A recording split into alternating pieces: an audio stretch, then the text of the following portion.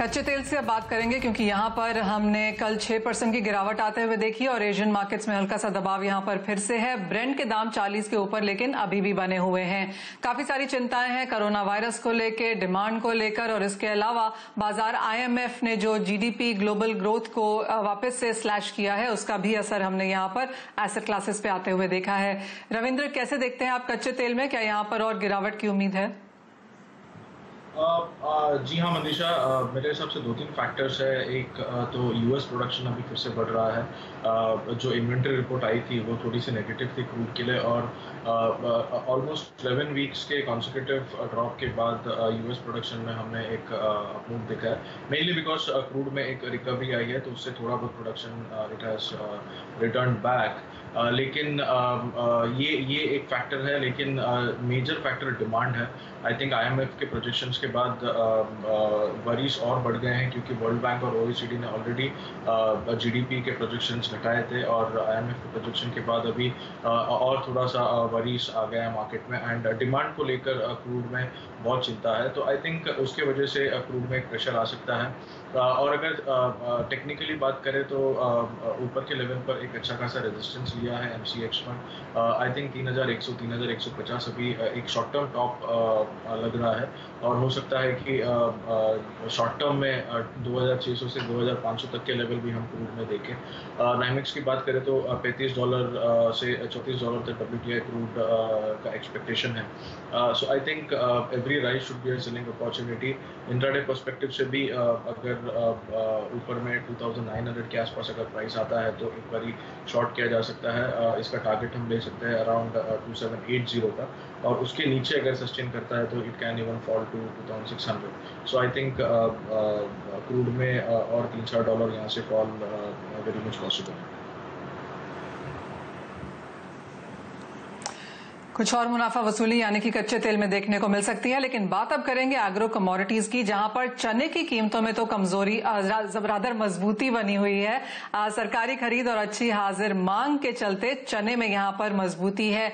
रवि, चने के भाव कैसे देखते हैं आप? नियर टर्म तो यहां पर बढ़त है ही, क्या थोड़े से लंबे समय के लिए यह मजबूती कायम रह सकती है?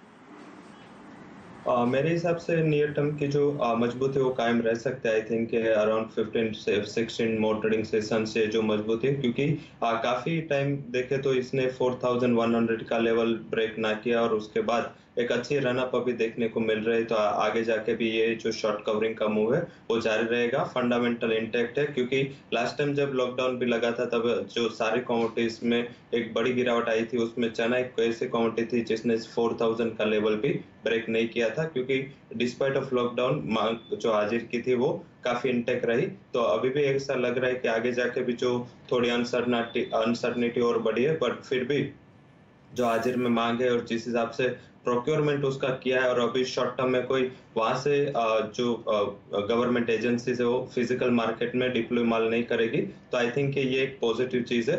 मुझे लग रहा है कि अगर इंट्राडे कॉल लेना है या शॉर्ट टर्म कॉल लेना है तो आज का मेरा बाय रिकमेंडेशन चना में है 4170 के स्टॉप लॉस के साथ बाय करें। 4270 के एक टारगेट रहेगा। शॉर्ट टर्म का बड़ा रेजिस्टेंस है 4270। अगर 1 से 2 क्लोज इसके ऊपर आते हैं तो मेरे हिसाब से मीडियम टर्म में आप 4400 के लेवल्स पे देख सकते हैं।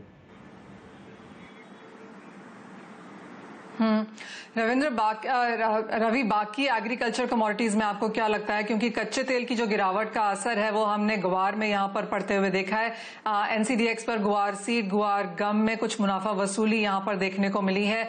इसके अलावा अगर खाने के तेलों की बात करें तो यहां पर भी सोया तेल, सोयाबीन, सरसों में हल्की सी मुनाफा वसूली है। अंतर्राष्ट्रीय क्यूज यहां पर ऑन द वीकर साइड है, और जिस तरह से ग्लोबल क्यूज अब देखने को मिले हैं जिसका असर हमने बाकी एसेट क्लासेस पे आता हुआ देखा है, वही असर यहाँ पर एग्री में भी है। यहां पर आप क्या देखते हैं? बुआई का इलाका कॉटन में बढ़ता हुआ नजर आया है, काफी हद तक खाने के तेलों में भी वही चीज है, तो कुछ मुनाफा वसूली या कुछ प्रेशर वहां से भी आ सकता है। लेकिन इस ओवरऑल कॉम्प्लेक्स में आपको कहां लगता है कहां पर एक ट्रेडिंग स्ट्रैटेजी निकल के आ सकती है? डेफिनेटली जो आपने लास्ट बात की, जिस हिसाब से मानसून इवन रहा है, काफी जो कंप्लेंट रही थी कि अन इवन मानसून लास्ट 3 से 4 साल से था, बट अभी जो मानसून ये है वो इवन है, एज वेल एज जो अपनी जो एवरेज है उससे 20% मानसून पूरे भारत में सारे इलाकों में ज्यादा है। तो मेरे हिसाब से आगे भी मानसून का सिनारियो अच्छा लग रहा है। अगर जैसे आईएमडी के रिपोर्ट्स की भी बात करें तो 50% चांसेस लग रहे हैं कि लानिना सिचुएशन बन रहे। तो ये सारे फैक्टर्स को कंबाइन करते हुए मुझे लग रहा है कि थोड़ा जो कॉटन की बुआई है वो ये साल ज्यादा रह सकते हैं। ज्यादातर जो देखे तो साउथ एंड नॉर्थ में जो बुआई है वो एक एडिशनल एक रेजिस्टेंस मूव बना है। एंड जो कल आईएमएफ का रिपोर्ट आया, क्योंकि कॉटन एक इंडस्ट्रियल एग्रीकल्चर कमोडिटी है, तो मुझे लग रहा है कि कॉटन कॉम्प्लेक्स में यहाँ से प्रेशर रहेगा। तो कपास में आप शॉर्ट करके चले, डाउन साइड 990 तक के टारगेट्स आपको देखने को मिल सकते हैं। अप्रैल फ्यूचर में शॉर्ट करना है, 1028 का एक स्टॉप लॉस लगा लेना है। और सेकंड जो इंडस्ट्रियल कमोडिटी एग्रीकल्चर वो है गुआर कॉम्प्लेक्स। गुआर में भी यहाँ से एक सेलिंग साइड का ही व्यू बन रहा है। गुआर गम में शॉर्ट करना है 5500 के करीब, 5580 का एक स्टॉप लॉस लगा लेना है। मुझे लग रहा है कि शॉर्ट टर्म में 5200 तक के टारगेट गुआर गम दिखा सकता है। तो ये दो कमोडिटी है, कपास एंड गुआर गम, वहां पे शॉर्ट करके चला जा सकता है।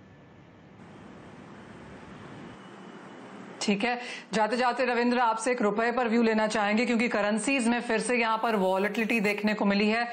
जिस तरह से डॉलर में यहाँ पर मूवमेंट है उसका असर है। लेकिन यतिन भी हमारे अब यहाँ पर साथ हैं। यतिन, आपका भी स्वागत है शो में।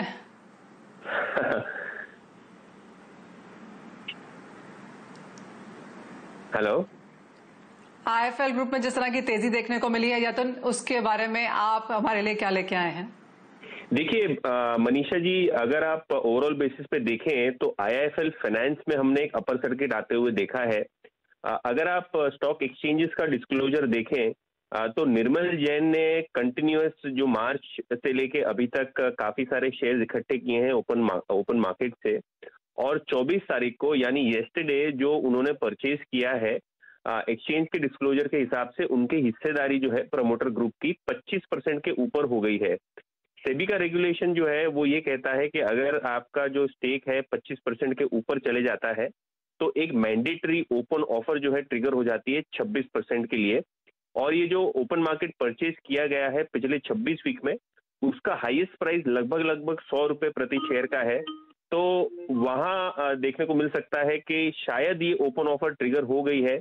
हमने निर्मल जैन को कांटेक्ट करने की कोशिश की है, किसी प्रकार का उनके तरफ से टिप्पणी या कमेंट्स नहीं आए हैं। हम क्लैरिटी अवेट कर रहे हैं, लेकिन जो हमको जानकारी मिल रही है और जो सेबी का रेगुलेशन है वो क्लियरली ये बताता है कि अगर 25% के ऊपर किसी एक व्यक्ति की या प्रमोटर ग्रुप की हिस्सेदारी कंपनी में बढ़ जाती है तो एक ओपन ऑफर ट्रिगर होता है।